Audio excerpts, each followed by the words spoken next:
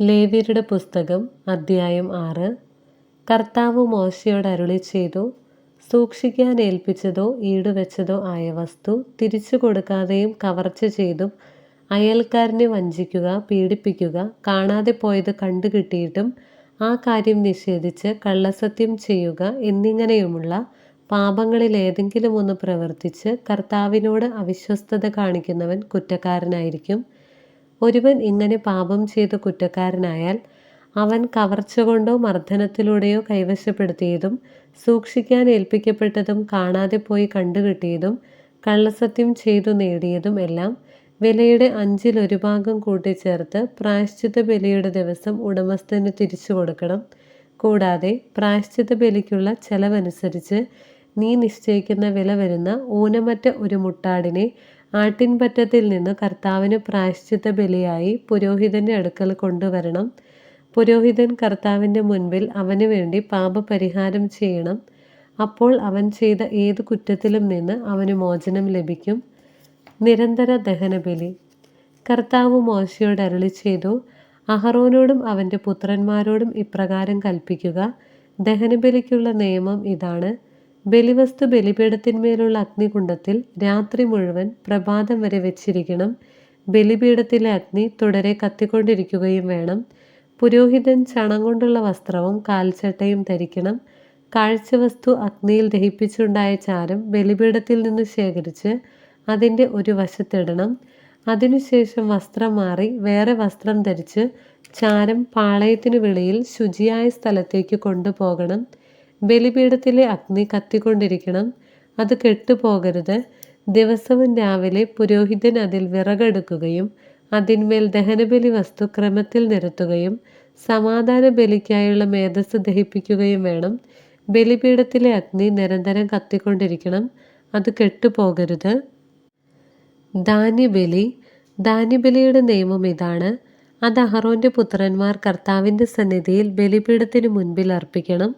പുരോഹിതൻ ധാന്യബലിക്കുള്ള നേരിയ മാവിൽ നിന്ന് ഒരു കൈ മാവും അതിനുള്ള എണ്ണയും കുന്തിരുക്കം മുഴുവനും എടുത്ത് സ്മരണാംശമായി ബലിപീഠത്തിൽ വെച്ച് കർത്താവിന് പ്രീതികരമായ സൗരഭ്യമായി അർപ്പിക്കണം. ശേഷിക്കുന്നത് അഹറോനും പുത്രന്മാരും ഭക്ഷിക്കണം. വിശുദ്ധ സ്ഥലത്ത് വെച്ച് പുളിപ്പില്ലാത്ത അപ്പം ഉണ്ടാക്കി വേണം അത് ഭക്ഷിക്കാൻ.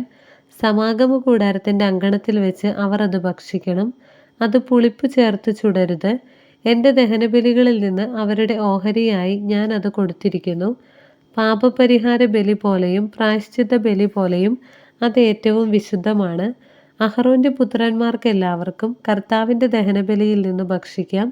തലമുറ തോറും എന്നും നിലനിൽക്കേണ്ട നിയമമാണിത്. അവയെ സ്പർശിക്കുന്നവരെല്ലാം വിശുദ്ധരായി തീരും. കർത്താവ് മോശയോട് അരുളിച്ചെയ്തു, അഹറോനും അവൻ്റെ പുത്രന്മാരും അഭിഷേക ദിവസം കർത്താവിന് സമർപ്പിക്കേണ്ട ബലി ഇതാണ്. ഒരു ഏഫായുടെ 1/10 നേരിയ മാവ് അനുദിന ധാന്യബലിയായി പകുതി രാവിലെയും പകുതി വൈകുന്നേരവും അർപ്പിക്കണം. അത് എണ്ണ ചേർത്ത് വറച്ചട്ടിയിൽ ചുട്ടെടുക്കണം. അത് നന്നായി കുഴച്ച് ചുട്ട് കഷ്ണങ്ങളാക്കി ധാന്യബലി പോലെ കർത്താവിന് പ്രീതികരമായ സൗരഭ്യമായി അർപ്പിക്കണം. അഹറോന്റെ പുത്രന്മാരിൽ അവൻ്റെ പിന്തുടർച്ച അവകാശിയായി അഭിഷിക്തനായ പുരോഹിതൻ എന്നേക്കുമുള്ള നിയമപ്രകാരം അത് കർത്താവിന് സമർപ്പിക്കണം. അത് മുഴുവനും ദഹിപ്പിക്കണം. പുരോഹിതന്റെ ഓരോ ധാന്യബലിയും പൂർണ്ണമായി ദഹിപ്പിക്കണം. അത് ഭക്ഷിക്കാൻ പാടില്ല. പാപപരിഹാര ബലി.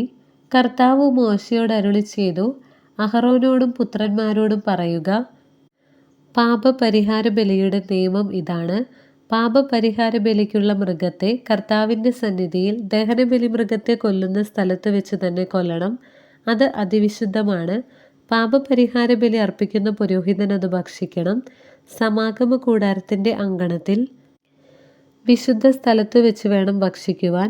അതിൻ്റെ മാംസത്തിൽ തൊടുന്നവരെല്ലാം വിശുദ്ധരായിത്തീരും. അതിൻ്റെ രക്തം വസ്ത്രത്തിൽ തെറിച്ചു വീണാൽ ആ വസ്ത്രം വിശുദ്ധ സ്ഥലത്ത് വെച്ച് കഴുകണം. അത് പാകം ചെയ്ത മൺപാത്രം ഉടച്ചു കളയണം. ഓട്ടുപാത്രത്തിലാണ് പാകം ചെയ്തതെങ്കിൽ അത് നന്നായി തേച്ചു കഴുകണം. പുരോഹിത വംശത്തിൽപ്പെട്ട എല്ലാ പുരുഷന്മാർക്കും അത് ഭക്ഷിക്കാം. അത് അതിവിശുദ്ധമാണ്. എന്നാൽ വിശുദ്ധ സ്ഥലത്ത് വെച്ച് പാപപരിഹാര കർമ്മം നടത്താൻ ബലിമൃഗത്തിൻ്റെ രക്തം സമാഗമ കൂടാരത്തിലേക്ക് കൊണ്ടുവന്നിട്ടുണ്ടെങ്കിൽ ആ ബലിമൃഗത്തെ ഭക്ഷിക്കരുത്. അതിനെ അഗ്നിയിൽ ദഹിപ്പിക്കണം. അദ്ധ്യായം 7. പ്രായശ്ചിത്ത ബലി. അതിവിശുദ്ധമായ പ്രായശ്ചിത്ത ബലിക്കുള്ള നിയമം ഇതാണ്. ദഹനബലിക്കുള്ള മൃഗത്തെ കൊല്ലുന്ന സ്ഥലത്ത് വെച്ച് തന്നെ പ്രായശ്ചിത്ത ബലിക്കുള്ള മൃഗത്തെയും കൊല്ലണം. അതിൻ്റെ രക്തം ബലിപീഠത്തിന് ചുറ്റും തളിക്കണം. അതിൻ്റെ മേധസ് മുഴുവനും ആന്തരിക അവയവങ്ങളെ പൊതിഞ്ഞിരിക്കുന്നതും അരക്കെട്ടിനോട് ചേർന്നുള്ള വൃക്കകളിലുള്ളതും ഇരുവൃക്കകളും കൊഴുത്ത വാലും കരളിന്മേലുള്ള നെയ്വലയും എടുക്കണം. പുരോഹിതൻ അവ കർത്താവിനായി ബലിപീഠത്തിൽ വെച്ച് ദഹിപ്പിക്കണം. ഇത് പ്രായശ്ചിത്ത ബലിയാണ്. പുരോഹിത വംശത്തിൽപ്പെട്ട എല്ലാ പുരുഷന്മാർക്കും അത് ഭക്ഷിക്കാം. വിശുദ്ധ സ്ഥലത്ത് വെച്ച് വേണം അത് ഭക്ഷിക്കാൻ. അത് അതിവിശുദ്ധമാണ്. പ്രായശ്ചിത്ത ബലി പാപപരിഹാര ബലി പോലെ തന്നെയാണ്. അവയുടെ നിയമവും ഒന്ന് തന്നെ. ബലിവസ്തു പരിഹാരകർമ്മം ചെയ്യുന്ന പുരോഹിതനുള്ളതാണ്. ആർക്കെങ്കിലും വേണ്ടി ദഹനബലിയായി അർപ്പിക്കപ്പെടുന്ന മൃഗത്തിൻ്റെ തുകൽ ബലി അർപ്പിക്കുന്ന പുരോഹിതനുള്ളതാണ്. അടുപ്പിലോ ഉരുളിയിലോ വറചട്ടിയിലോ പാകപ്പെടുത്തിയ ധാന്യബലി വസ്തുക്കളെല്ലാം ബലി അർപ്പിക്കുന്ന പുരോഹിതനുള്ളതാണ്. എണ്ണ ചേർത്തതും ചേർക്കാത്തതുമായ എല്ലാ ധാന്യബലി വസ്തുക്കളും അഹറോൻ്റെ പുത്രന്മാർക്കെല്ലാവർക്കും ഒന്നുപോലെ അവകാശപ്പെട്ടതാണ്. സമാധാന ബലി. കർത്താവിന് സമർപ്പിക്കുന്ന സമാധാന ബലിയുടെ നിയമം ഇതാണ്. കൃതജ്ഞതാ പ്രകാശനത്തിനു വേണ്ടിയാണ് ഒരുവൻ അത് അർപ്പിക്കുന്നതെങ്കിൽ എണ്ണ ചേർത്ത പുളിപ്പില്ലാത്ത അപ്പവും എണ്ണ പുരട്ടിയ പുളിപ്പില്ലാത്ത അടയും നേരിയ മാവിൽ എണ്ണ ചേർത്ത് കുഴച്ചു ചുട്ട അപ്പവുമാണ് കൃതജ്ഞതാ ബലിയോട് ചേർത്ത് സമർപ്പിക്കേണ്ടത്. കൃതജ്ഞതാ പ്രകാശനത്തിനുള്ള സമാധാന ബലിയോടുകൂടി പുളിപ്പുള്ള അപ്പവും കാഴ്ചയർപ്പിക്കണം. ഓരോ ബലിയർപ്പണത്തിലും കർത്താവിന് കാഴ്ചയായി ഓരോ അപ്പം നൽകണം. അത് സമാധാന ബലിമൃഗത്തിൻ്റെ രക്തം തളിക്കുന്ന പുരോഹിതനുള്ളതാണ്.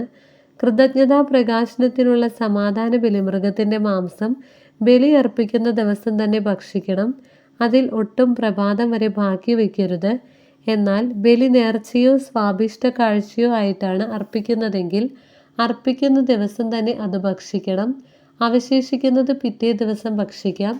ബലിമൃഗത്തിൻ്റെ മാംസം 3-ാം ദിവസവും അവശേഷിക്കുന്നുവെങ്കിൽ അത് അഗ്നിയിൽ ദഹിപ്പിക്കണം.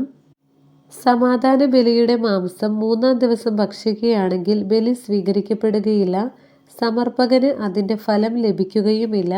അത് അശുദ്ധമായിരിക്കും. ഭക്ഷിക്കുന്നവൻ കുറ്റമേൽക്കേണ്ടി വരും. അശുദ്ധ വസ്തുക്കളുടെ സ്പർശമേറ്റ മാംസം ഭക്ഷിക്കരുത്. അത് തീയിൽ ദഹിപ്പിച്ചു കളയണം. ശുദ്ധിയുള്ള എല്ലാവർക്കും മാംസം ഭക്ഷിക്കാം. എന്നാൽ അശുദ്ധനായിരിക്കെ ആരെങ്കിലും കർത്താവിന് അർപ്പിക്കപ്പെട്ട സമാധാന ബലിയുടെ മാംസം ഭക്ഷിച്ചാൽ അവൻ സ്വജനത്തിൽ നിന്ന് വിച്ഛേദിക്കപ്പെടണം. അശുദ്ധമായ ഏതെങ്കിലും ഒന്നിനെ, മാനുഷിക മാലിന്യത്തെയോ അശുദ്ധമായ മൃഗത്തെയോ നിന്ദ്യമായ എന്തെങ്കിലും അശുദ്ധ വസ്തുവിനെയോ സ്പർശിച്ചതിനു ശേഷം കർത്താവിന് അർപ്പിക്കപ്പെട്ട സമാധാന ബലിയുടെ മാംസം ഭക്ഷിക്കുന്നവൻ സ്വജനത്തിൽ നിന്ന് വിച്ഛേദിക്കപ്പെടണം. കർത്താവ് മോശയോട് അരുളി ചെയ്തു, ഇസ്രായേൽ ജനത്തോട് പറയുക, നിങ്ങൾ കാളയുടെയോ ചെമ്മരിയാടിൻ്റെയോ കോലാടിൻ്റെയോ മേധസ് ഭക്ഷിക്കരുത്. ചത്തതോ വന്യമൃഗങ്ങൾ കൊന്നതോ ആയ മൃഗത്തിൻ്റെ മേധസ് ഒരു കാരണവശാലും ഭക്ഷിക്കരുത്. അത് മറ്റാവശ്യങ്ങൾക്ക് ഉപയോഗിക്കാം. കർത്താവിന് ദഹനബലിയായി അർപ്പിച്ച മൃഗത്തിൻ്റെ മേധസ് ആരെങ്കിലും ഭക്ഷിച്ചാൽ അവനെ സ്വജനത്തിൽ നിന്ന് വിച്ഛേദിക്കണം. നിങ്ങൾ എവിടെ പാർത്താലും പക്ഷിയുടെയോ മൃഗത്തിൻ്റെയോ രക്തം ഭക്ഷിക്കരുത്. രക്തം ഭക്ഷിക്കുന്നവൻ സ്വജനത്തിൽ നിന്ന് വിച്ഛേദിക്കപ്പെടണം. കർത്താവ് മോശയോട് അരുളി ചെയ്തു, ഇസ്രായേൽ ജനത്തോട് പറയുക, കർത്താവിന് സമാധാന ബലി അർപ്പിക്കുന്നവൻ തൻ്റെ ബലിവസ്തുവിൽ ഒരു ഭാഗം അവിടത്തേക്ക് പ്രത്യേക കാഴ്ചയായി കൊണ്ടുവരണം. കർത്താവിനുള്ള ദഹനബലി വസ്തുക്കൾ സ്വന്തം കൈകളിൽ തന്നെ അവൻ കൊണ്ടുവരട്ടെ. ബലിമൃഗത്തിൻ്റെ നെഞ്ചോടൊപ്പം മേധസ്സും കൊണ്ടുവരണം. നെഞ്ച് അവിടുത്തെ മുൻപിൽ നീരാജനം ചെയ്യണം. മേധസ്സ് പുരോഹിതൻ ബലിപീഠത്തിൽ വെച്ച് ദഹിപ്പിക്കണം. എന്നാൽ നെഞ്ച് അഹറോനും പുത്രന്മാർക്കുമുള്ളതാണ്. സമാധാന ബലിക്കുള്ള മൃഗത്തിൻ്റെ വലത്തെ കുറക് പ്രത്യേക കാഴ്ചയായി പുരോഹിതന് നൽകണം. വലത്തെ കുറക് സമാധാന ബലിയുടെ രക്തവും മേധസ്സും അർപ്പിക്കുന്ന അഹറോൻ്റെ പുത്രനുള്ളതാണ്. നീരാജനം ചെയ്ത നെഞ്ചും അർപ്പിച്ച കുറകും ഇസ്രായേൽ ജനത്തിൽ നിന്നുള്ള ശാശ്വത അവകാശമായി സമാധാന ബലിയിൽ നിന്ന് അഹറോനും പുത്രന്മാർക്കും ഞാൻ നൽകിയിരിക്കുന്നു. അഹറോനും പുത്രന്മാരും കർത്താവിൻ്റെ പുരോഹിതനായി ശുശ്രൂഷ ചെയ്യാൻ അഭിഷിക്തരായ ദിവസം അവിടുത്തെ ദഹനബലികളിൽ നിന്ന് അവർക്ക് ലഭിച്ച ഓഹരിയാണിത്. ഇത് അവർക്ക് നൽകണമെന്ന് അവരുടെ അഭിഷേക ദിവസം കർത്താവ് ഇസ്രായേൽ ജനത്തോട് കൽപ്പിച്ചിട്ടുണ്ട്. ഇത് തലമുറ തോറും അവരുടെ ശാശ്വത അവകാശമാണ്. ദഹനബലി, ധാന്യബലി, പാപപരിഹാര ബലി, പ്രായശ്ചിത്ത ബലി, സമാധാന ബലി, അഭിഷേകം എന്നിവ സംബന്ധിച്ചുള്ള നിയമമാണിത്. സീനായ് മരുഭൂമിയിൽ വെച്ച് തനിക്ക് ബലികൾ അർപ്പിക്കണമെന്ന് ഇസ്രായേൽക്കാരോട് കൽപ്പിച്ച നാളിലാണ് സീനായ് മലയിൽ വെച്ച് കർത്താവ് മോശയോട് ഇങ്ങനെ ആജ്ഞാപിച്ചത്. നമ്മുടെ കർത്താവായ മിശിഹായ്ക്ക് സ്തുതി.